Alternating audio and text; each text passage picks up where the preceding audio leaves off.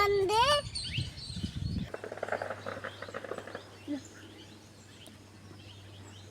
One campus.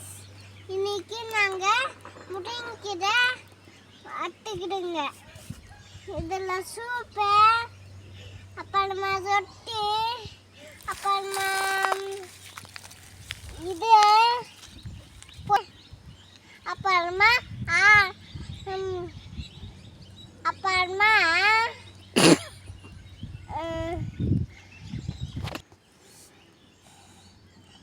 என்ன சொன்னேன்? வணக்கம் பேஸ்.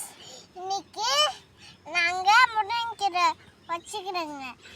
இன்னைக்கு சூப்பு, சட்னி, ரொட்டி, அப்புறமா உள்ள பொடியில், அப்புறமா எங்கள்